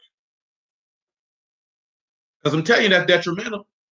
He telling somebody they valuable and special. Why you think so many, man, why you think you got ugly chicks out here thinking that they this, that, and the third? Somebody told them they were valuable and beautiful and special. Oh, you ugly. And you've been ugly since the 5th grade. But see, most of you can't talk about a churn like that, but that's how that ugly child gonna be somebody's ugly woman. And she gonna think she's a beautiful woman. Because we've been lying to her. That lazy, no good nigga who you been telling that's my boy, he great. Now he's sitting on the couch, scratching his butt, playing video games all day. He won't get a job. He ain't got no hustle about him. That's your fault. You told him he was special and he hadn't done nothing. Now he didn't mess around. He got your daughter pregnant. She married to this bum. That's your fault. Because you told him he was special. That nigga ain't special. Nigga, you shouldn't tell a child they special because they can. Nigga, you should be able to count. You don't give you don't give artificial boosts for doing regular stuff. Well, I thank the Lord. My mama done told us that. They used to say, we're not paying you for doing that. You're supposed to do that. I used to tell them, we're not giving you no money for good grades, nigga. You're supposed to get good grades. You're supposed to clean your room. That's regular stuff. That's not exceptional. That's not extraordinary. That's why he told you that he said that you ought to make yourself a living sacrifice. That is your reasonable service. You're not doing anything exceptional, nigga. Because, oh, I don't see it. So what? You're not supposed to. You're not doing anything. That's not special. That's regular. It's regular. And that's what we've gotten at in the world, that doing regular things has been deemed to be exceptional. And you feel like you're supposed to get accolades and praise for it. Women be like, I take care of the kids and clean the house. Well, you a wife, that's what you're supposed to do. Oh, nigga, I pay all the bills. That's what you're supposed to do. You don't get points for that. Or the classic, I take care of my kids. Well, who else supposed to do it? They your kids, nigga. Who else supposed to take care of them? Why do you want points for taking care of your kids? You're supposed to. You're supposed to. When you sit back and you just give them the mindset of you doing what you're supposed to do is not special, and I'm not going to give you a praise party for it, that's how you're able to kill somebody from being a slothful, lazy, entitled, rotten, no good individual. An individual who knows that the things that they desire, that they're going to have to put in the work for in order to be useful to themselves and then to others. All you got to do, look at the world, man. Look at the people around you and look how they was raised. Why do you think I asked all them type of questions? Well, how you was raised affect how you think, and how you think affects how you behave. It affects how you behave. It shapes your world view. And if you were given a warped world view, you're going to be in trouble when you step out here in the world, because the world don't care nothing about what your mom and daddy told you if it's not congruent with reality. Most of y'all came from the church house around people, and they told you all types of things about Yahuwah, and then you ended up getting and dealing, open up this text and having the scriptures manifested unto you, and you got a shock of reality, like, whoa, that's not congruent. Now you had to change your whole way of thinking towards how you supposed to serve God, because what you were told was not correct. Because they were telling you that to appease your feelings and emotions, and it was detrimental to your perspective and worldview. And you have to look at the natural things in that same perspective. I've been telling you, man, I don't be asking y'all stuff and mentioning that stuff for no reason, man. The world does not care. When you step out that door, nobody don't care nothing about you. Unfortunately, in general, don't nobody care nothing about you. They don't care about how you feel. They don't care about what you're going through. They don't care about anything other than the results that you can benefit whatever you set out the door to do. That's it. You think the world care you serve Yahuwah when you step out the door? They don't care. They don't care about do you keep Sabbath or not. They don't care because that's not a benefit to them. So when you step out the door, you have to understand that and know that. And you got to tell them, turn that. We ain't never even been told to be useful to Elohim when we were children, when we were young adults, adolescents, and teens. Nobody ever told you, how can you be useful? What can you do for him? As the cliche saying goes from John F. Kennedy, don't talk about what your country can do for you, but what you can do for your country. All he was telling how you going to be useful to somebody. All you want to know is how somebody going to be useful to you. It ain't right. It's just not right. And when I say it's not right, not that it messes up the mentality of the people. That's why it's not right. It messes us up. It causes us to be selfish. It doesn't cause us to be able to look at somebody and say, you know what? What can I do for them? It's always what they can do for us.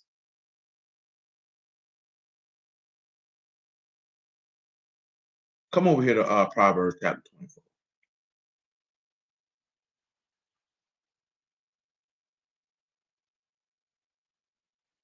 24 and 3. It say through wisdom is a house builded, and by understanding is established, and by knowledge shall the chambers be filled with precious and pleasant riches. So notice, right, a house. Pause. John 2, just for clarification, just for a little statement. John 2. I'm not going to read everything around it. I just want one particular thing. I could cite it. I just feel like we'll just read it. John 2 and 19.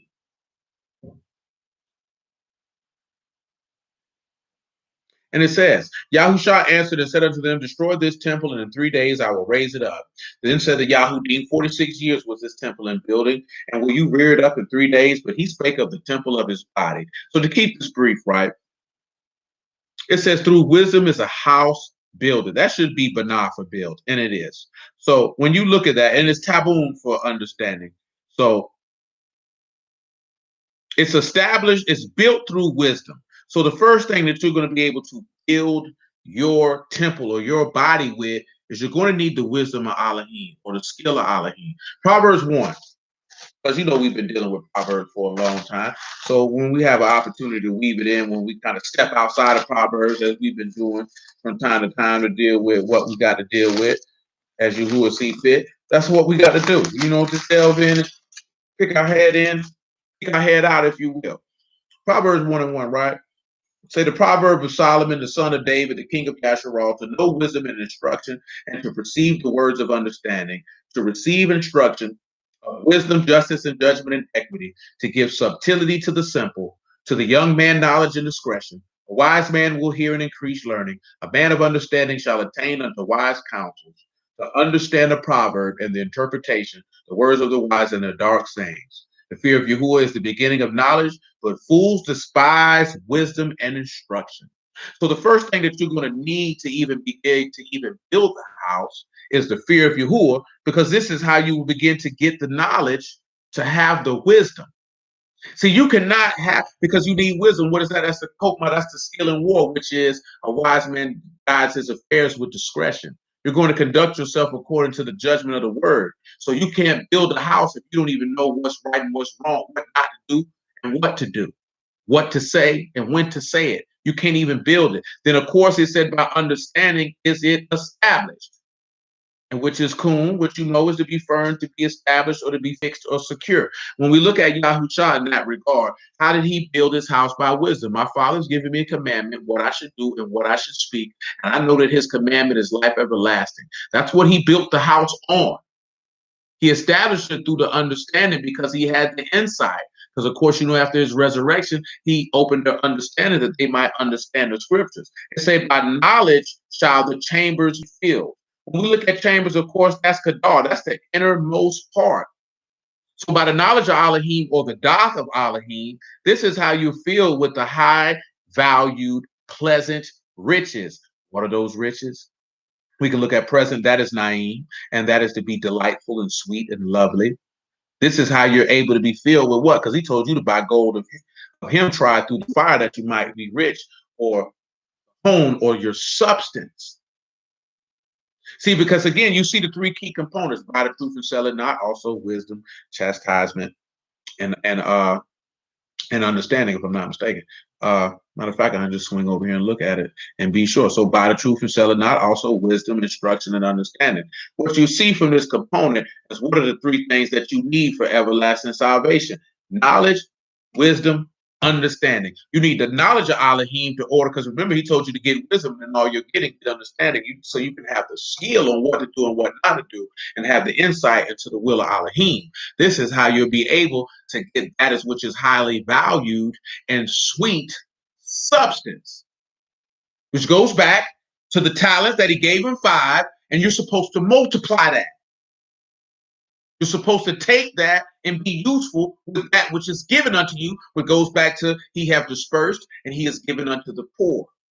He is taken and he's given unto those who are needy of salvation, because he's a good man who showed pity, mercy, and compassion, and he lent that pity, mercy, and compassion unto others. And then he dispersed that Ruach HaKodesh unto those who were needy of salvation. You understand? That's what we have to sit back and look at. That's when we were talking about his fourth is in the manner in Numbers chapter 6. that he would look upon you and bless you and keep you and lift his countenance upon you and be gracious unto you. And again, what we were discussing, when he declared his name, Yahuwah Elohim, merciful, gracious, abundant in goodness and truth. If we're going to talk about the man, let's talk about the man. Don't always be sitting around talking about he a man of war. We already know that, but who does he go to war with his enemy? Why am I want to talk about how he is a man of war with people who are supposed to be his friends? Does that even make any sense? We're not his enemies. So him being a man of war is the least of our concerns. Because we are moving to be his friends. Some of us, by the grace of Elohim, have attained that, and some of us have not. So the focus is not to tell someone who's seeking to be his friend that they're his enemy. They already know that. He have not appointed us unto wrath, but unto everlasting life. And that is the gospel of which we preach. And that's what will be manifested, that individuals get understanding, that many thanks might redound unto his name by the word which we have preached. And when I say we, I'm saying this here because we got some of the soldiers on here who drop rhymes and psalms, whatever you want to call them, hymns, whatever the case may be, and they influenced by the gospel that is given here. So that's why it's a we thing. Because it doesn't matter how the message get to the individual's heart, as long as thanks redound unto the name of Elohim, then by all means necessary. That's all that matters. That somebody can lift their eyes up to heaven and say, I thank Elohim by way of his son, or whatever the case may be. That is the most beautiful thing that can occur. But that don't run across our minds, that we could be able to be the impetus for someone to thank Elohim the same way that someone was the impetus for you to thank Elohim. Is it about us, or is it about him? Is it about how he can be useful to us, or is it about how we can be useful to him? Because our use for him is to not only just to serve him, but to bring individuals to him. Man, look here, man. And Paul made mention of this in one of these letters. I can't recall it. The verses is in my head, meaning the words that are contained in the verse. Matter of fact, I think it's in 2 Corinthians chapter 8. Let's look and see. Let's look and see. I just thank the Lord.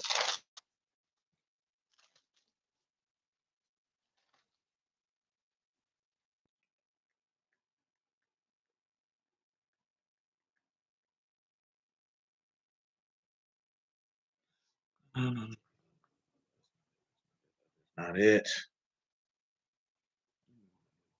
Because what I'm thinking about in my mind, what verse that came in my mind is this: that he described it as an unspeakable gift. In 2 Corinthians chapter.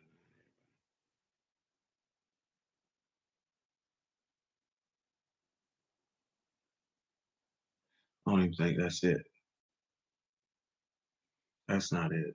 It is an unspeakable gift. We might could read that in a second, but that's not what I'm thinking about.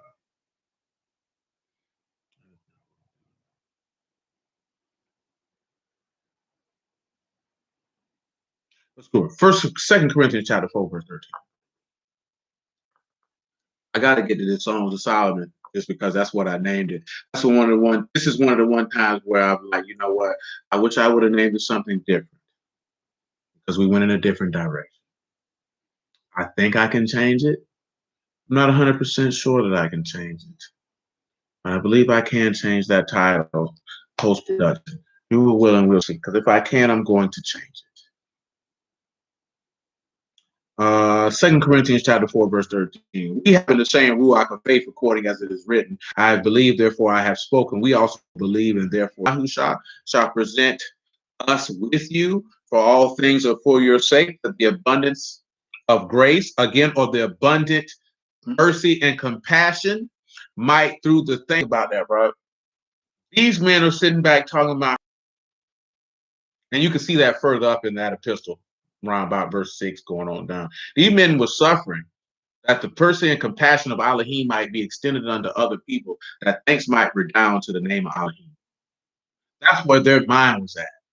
Even when Yahushua, when he said, "Why do you call me good?" There's only one good, but Elohim. Or he'd be like, "Praise Elohim," because his objective was that thanks would redound to his Father and not to him. Because he knows that I'm here to be a servant to him. I'm here to be useful to him. So I don't need any of that. I don't need any of that. And again, this is a level of humility. This is a different perspective. Again, what we're talking about is trying to segue to what we started on Wednesday. We're talking about with divine, which again is still stemming because we started in Psalms 112 and all the things that have sprang by the grace of Elohim from Psalms 112. Like, notice when we say grace of Elohim, that's the mercy of Elohim for us to even know the gospel. That's his mercy for us to know that. That's not any goodness on my part. That's not any righteousness on your part.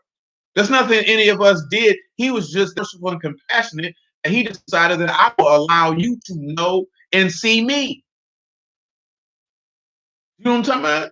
Like, we're supposed to be thanking Elohim for that every day. Because that is a blessing. That is a blessing that can't be quantified. It was a while back. Some of y'all know that nigga just felt like, oh, anybody could do that. But anybody can't, because it is a rare gift. Anybody can't do that. Because if anybody could, then it wouldn't be special. When you look in the Acts of the Apostles, anybody couldn't do what those men were going around doing. But that's the thing that we like, because there's special people on the earth. Whether you just on the natural side, and people try to denigrate them and make them and bring them down to the group because individuals don't like to be around people that are rare. It magnifies that they're not. And that's an aspect of the human condition that many people overlook. Hey, man, some people are special at certain things. That doesn't make you lesser because they have a rare gift or talent or ability. That means they're special in that area. And that's fine. But see, that attacks our insecurities because you feel like you less than because someone is special. That's one of the reasons why the scribes and Pharisees was mad at Yahushua. They knew he was special. They knew he was rare. They knew he wasn't like everybody else. That's why they had this. That's why they did and said certain things to bring him back to the group. Because though he did not carry himself as if he was above the group, it was crystal clear and evident that this man was not like everybody else. He was special. He was rare. There's nobody like him. Never seen anybody like. They say ain't nobody never talked like this man talked. They say, boy, you mean to tell me a Mashiach gonna come and do more miracles? Who gonna come do more miracles? Ain't nobody ever done this before. I've never seen this. It's not recorded in the word anyone doing this. I've never seen anyone talk like this in my lifetime. And you're trying to tell me that that's just the carpenter's son? Well, that's not the carpenter's son. That's what they say. What type of wisdom he got? Who he think he is? He got to be a regular. We got to make him a regular dude. He can't be special. And I'm telling you this here. If your child, especially your son, manifests any type of special or rare, not just above average. I'm talking about special or rare talent, but don't let nobody damper that down. Don't nobody damper that down. They go to doing that there, you need to remove your son from them people's presence. Those are individuals who seek to destroy somebody that is special. Got to remove them from their presence. They do not deserve to be in his presence. And you yourself, young man, if somebody seeks to damper a special talent, ability that you have that is rare, that sets you apart from others, separate yourself from those people's company. They're not worthy to be in your presence. They're not worthy to be in your presence. Nor should you entertain anyone who would seek to make you be lesser than the God-given ability and talent that he has bestowed upon you. Separate yourself from their presence. They're not worthy to be in your presence. And that ain't no pride thing for you to look at somebody and say, based on how you trying to conduct yourself towards me, you are not worthy to be in my presence, and I will not grace you with it. I will depart. I will separate myself from you. You better, or you're not, you a fool. The only way you don't do that is if you're preaching the gospel. If you ain't preaching the gospel, get away from them people. 2 Corinthians chapter 9. Don't make nobody feel bad. Don't let nobody make you feel bad because you have a talent that they don't. You have an ability that they don't. No. 9 and 10. Don't let nobody do you like that. Don't let nobody do you like that. You don't have to sit there and take abuse. That's why he say, blessed is a man who don't sit in the seat of the scornful. Don't sit around and let people mock you. You get from around them people. He say, not he that ministers seed to the sower, both minister bread for your food and multiply your seed sown and increase the fruits of your righteousness. Now, again, of course, he's talking about,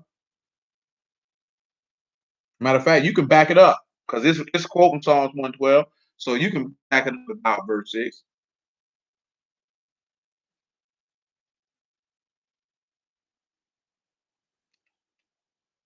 Make it 5. 2 Corinthians 9 and 5. He said, therefore, I thought it necessary to exhort the brethren that they would go up before unto you and make up beforehand your bounty, wherever you have noticed before that the same might be ready as of a matter of bounty, not as of covetousness. So this is not an individual desiring what you have. This is an individual that has a need. But this I say, he which sow sparingly shall reap also sparingly. He which sow bountifully shall reap also bountifully. So pause. So sowing and reaping is at the end of the third, but at the end of the day, he that is useful shall reap much usefulness, and he that is not useful is not going to reap much usefulness. Taking us back to that talent, a parable of the talents. If you don't give, you're not getting anything. Now he talking about his fourth is giving unto others or sowing unto others, or mercy rejoice against judgment. And who he shows himself merciful, he will show himself merciful. Let's continue. Every man according as he is purposed in his heart, so let him give, not grudgingly or of necessity, for Elohim love a chill forgiver. See, that's a lot of things a lot of people do. You feel like you do it because you have to. You don't really want to do it. He ain't accepting that. Go check Cain and Abel. And as Elohim is able to make all mercy abound towards you, that you always have all sufficiency in all things, may abound to every good work. So because you do this, he will have mercy on you. Pause. When you sit back and you think about it, I think we talked about that when we discussed that with David. All that mercy Yahushua showed, that's why he got mercy back. It's not that difficult. It's not that hard. And you don't have to broadcast it. You don't need to tell nobody what you're doing. He already told you that. Tell them for what? Were you doing, because again, that goes back to, were you doing that because that was the righteous thing to do? Or were you doing that because you were hoping to get something in return? Mainly attention. As it is written, he hath dispersed abroad, he hath given to the poor, his righteousness remain forever. Now he that ministers seed to the sower, both minister bread for your food and multiply your seed sown and increase the fruits of your righteousness, being enriched in everything to all bountifulness, which calls through us thanksgiving to Elohim. See, now I sit back and look at it, right? Because he's talking about natural substance. If you give unto someone who is lacking, you're going to thank Elohim for what you've given them and for you. Most of us don't sit back and look at that because we're looking for something tangible that you can touch right now. You're not looking at the benefit that it's going to be recorded in heaven that an individual gave thanks to him for your good work because you sought to esteem and honor him. More importantly, if you do it to somebody of the household of the faith, but sinners can get involved too. They're not excluded. But this is definitely referring to people who are of the household of the faith. Let's continue. For the administration of this service not only supply the want of the saints, as you can see, but is abundant also by many thanksgiving unto Elohim. While by the experience of this ministration, they esteem Elohim for your professed subjection unto the Basar of Mashiach and for your liberal distribution unto them and unto all men. And by their prayer for you, which long after you, for the exceeding mercy of Elohim in you. Thanks be unto Elohim for this unspeakable gift. See, you can sit back and you can look at that like the people who follow Yahushua around. Now, of course, he told a couple of them, man, don't come out labor for the meat that perish. But look at what he said, right? Your professed subjection to the good news of Mashiach, you liberally disperse because you've seen him liberally disperse. As we've seen David liberally disperse. So therefore, when you're amongst the saints and the saints are in need, you would liberally disperse. Like, it's all the same concept. It's saying, I got it. This brother need it. I'm going to give it to him because he need it. Now I'm useful to him. I'm a servant unto him.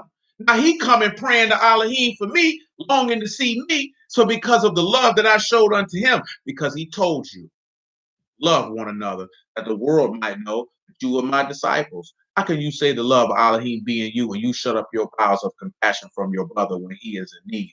These are very simple things, and all is pointing to one simple concept of being selfless. You know what? We get caught up worrying about material items that come and go. That man already told you riches fly away like a bird towards heaven. He said that junk, that'll fly away. He said, why do you long after that which is not?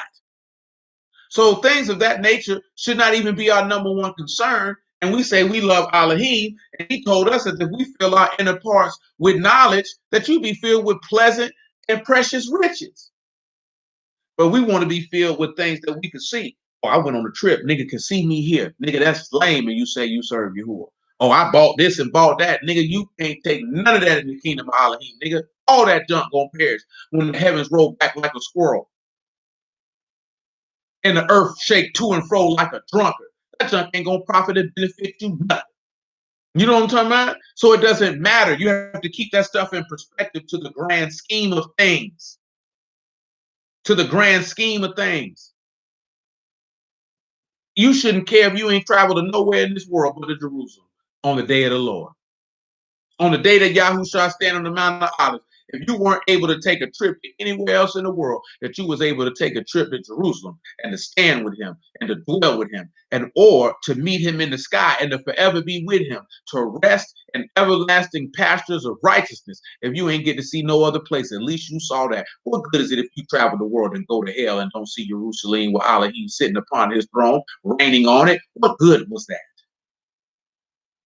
What good was that? What was the profit in that? That's what I mean by perspective. You can travel the whole world, mean you going to hell. I'm talking about what good is it if you were able to do all of these things and then perish in the end? What good was it? So that's how we have to begin to start looking, assessing our life. What good is it if I did this and did this, but I don't get to be with him? What good is it if I was used for wickedness? And I sought to get the usage of people who were in wickedness, but never sought to purge myself from anything. I could be useful to him, and therefore he could be useful to me, because you're going to have to lose. I've told you this for years. You can't serve Elohim and keep what you got and where you want to go. You're going to have to lose something, and we don't want to lose. You want to keep everything that you desire and get him. You don't want to be faced with that choice. But what you're going to lose is not going to compare and what you have to gain. And again, all this is talking about how this is precious in the death, the precious in the sight of Yahuwah is his saints, because he values you very much because you value him. Of course, he's going to highly value you because you highly value him. So now you have to sit back and ask yourself this question this day. Do you highly value your Elohim? How highly do you value the work that Yahushua came to do? Bump all this other stuff, whether Christians or Brews want to argue about, and let's come over here to John 17 that I asked for a little while ago, and let's sit back and look at, do we value what he came here to do? How much do you value that? How precious is that to you? John chapter 17, right, verse 1. These words spake Yahushua, and he lifted up his eyes to Shamahim and said, Abba, the hour is come, esteem your son, that your son also may esteem you. As you have given him power over all flesh, that he should give eternal life to as many as you have given him. And this is life eternal, that they might know you, the only true Elohim, and Yahushua HaMashiach, whom you have sent. I have esteemed you on the earth. I have finished the work which you gave me to do. And now, O Abba, esteem you me with your own self, with the esteem which I had with you before the world was. He said, I came and finished the work you gave me to do. Give eternal life to as many as you have given me. So do you value the fact this man say that I'll come do it?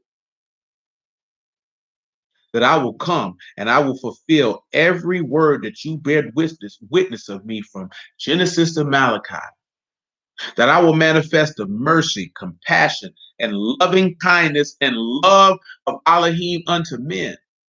I will teach them of you. I will show them of you. By manifesting myself, they will see you. I will be persecuted by them. I will be mocked by them. I will be rejected by them. I will be beaten by them. I will be spit upon by them. I will be blasphemed by them. I will be called a liar and a deceiver by them. I will be impaled by them.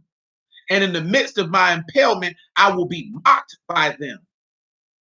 But I did all of this that my blood might be shed for them, that it might wash away the sins for them.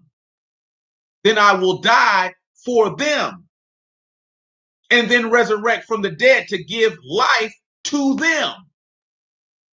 Then I will open up the scriptures to show them that it was talking about me so they might believe, so that they can be with me and therefore with my Father, that they might rejoice in me, that their sins might be gone, and that they might have a right to take hold to the inheritance that you swore to their father Abraham from the beginning.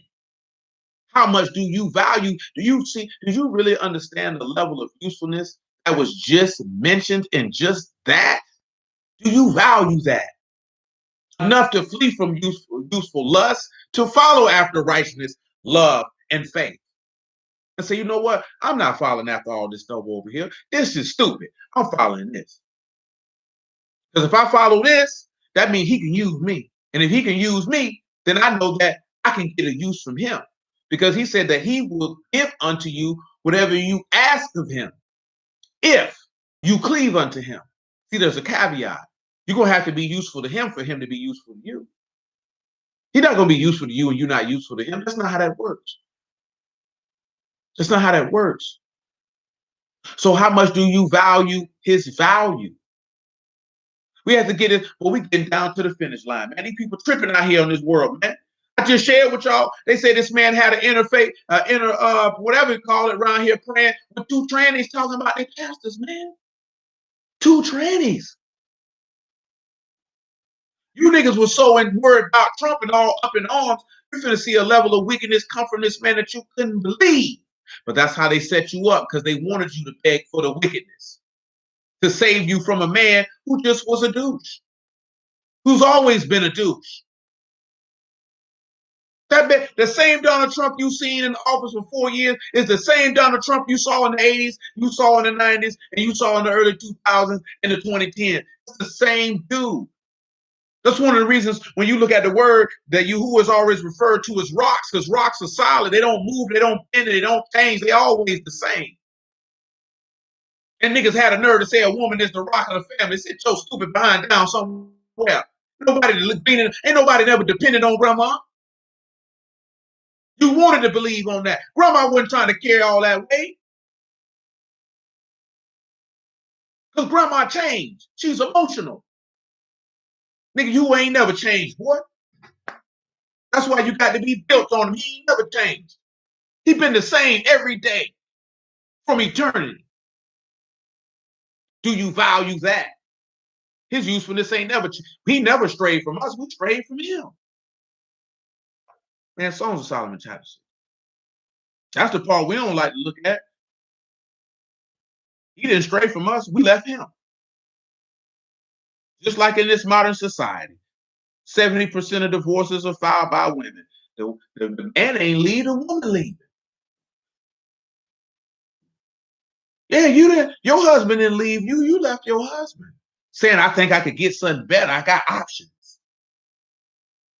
I seen a woman tell a woman, date as many men as possible. Don't you tell no woman no stupid junk like that to be dating as many men as possible, keep her options open, because she gonna have so many options that she gonna pick the wrong person. Because she always gonna think something's better around the corner because I got options. It's detrimental. It sounds good till you put it in theory. Songs of Solomon 6 and 9. Have a whole bunch of options if you want to. Some of y'all done been to a restaurant, they had so many options, you didn't know what you wanted to order. And then you ended up ordering something you didn't want versus what you knew was what you really like because you had so many options. I had to try it.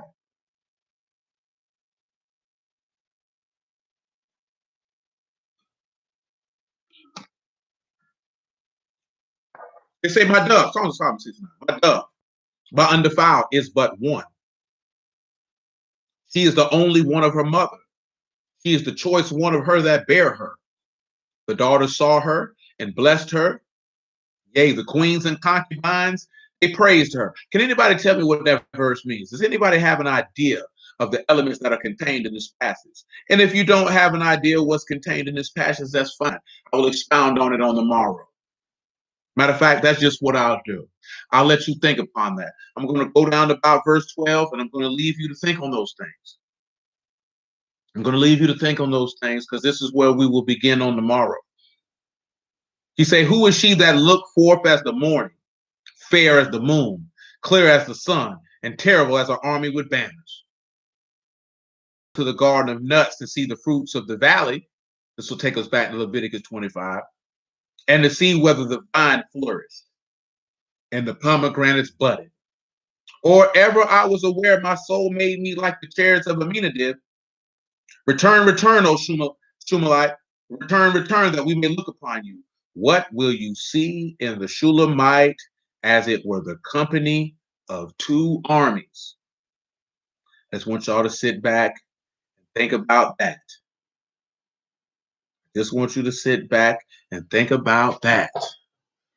Verses 9 on down, Songs of Solomon. Because that's what we're going to pick up at.